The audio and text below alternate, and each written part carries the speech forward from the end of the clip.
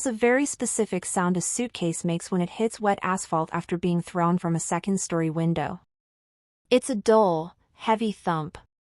And on a rainy Tuesday afternoon, that exact sound was followed by my mother-in-law, Brenda, standing on the balcony, screaming at the top of her lungs so the entire neighborhood could hear. "Get off our property, you gold-digging parasite! You don't belong here anymore."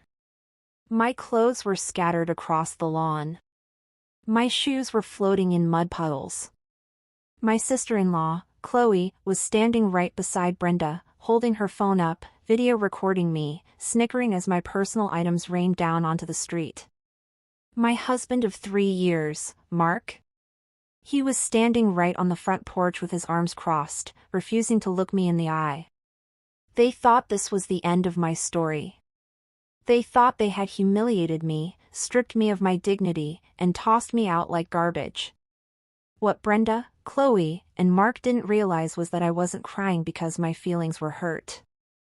I was crying because I was trying so hard not to laugh. Because parked just down the street, sitting inside a black sedan with a manila envelope on his lap, was my family lawyer, David. And in less than 5 minutes, Brenda was about to realize that the house she was standing in wasn't hers. It was mine. To understand how we ended up on that driveway, you have to know what kind of people the Miller family really were. When I married Mark 3 years ago, his family treated me like a charity case.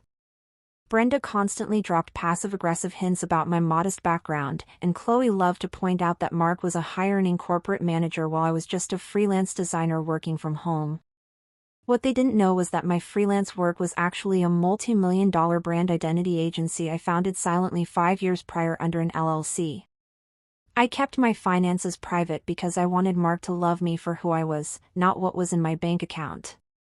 2 years ago, Mark and I were looking for a place to live. Brenda insisted we buy the Miller family estate, a sprawling, 6-bedroom house that had been in their family for 2 generations. The problem? Brenda and her late husband were deeply in debt, and the bank was literally days away from foreclosing on it. Mark came to me, weeping. "If we lose this house, my mom will have a heart attack. Please, can we buy it?" I loved Mark. So, behind the scenes, I stepped in. I paid off the $400,000 back taxes in full cash. I bought the deed directly from the bank during foreclosure proceedings. To protect my assets, the house was placed 100% under my corporate LLC. Mark knew this. Brenda, however, was told that the bank worked out a mortgage deal. We let her live in the guest suite upstairs so she wouldn't feel homeless. That was my first mistake. Because giving entitled people a second chance only teaches them that they can step on you. Over the last 6 months, Mark changed.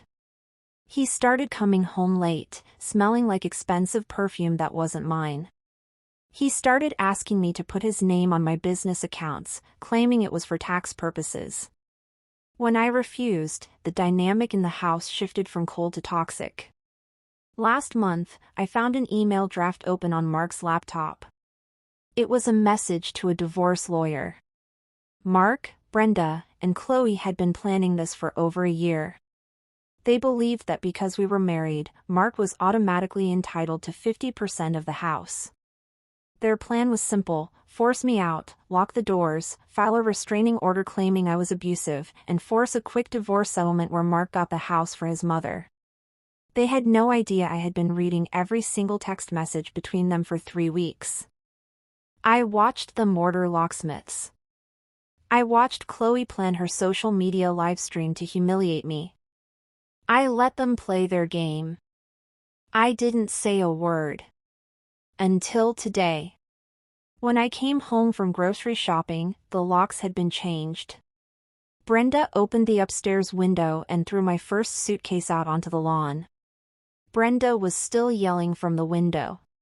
Mark deserves a real woman. Not a scrub like you.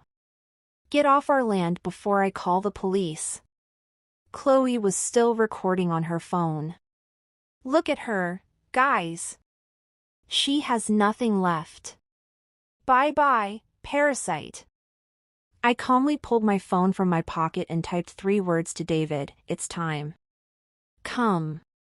The black sedan parked down the block pulled into the driveway. David stepped out in a crisp suit, carrying a thick legal dossier and 2 uniformed police officers right behind him. Brenda's face instantly went pale. Mark stepped off the porch, his eyes widening. What is this? Mark demanded, trying to sound authoritative. Officer.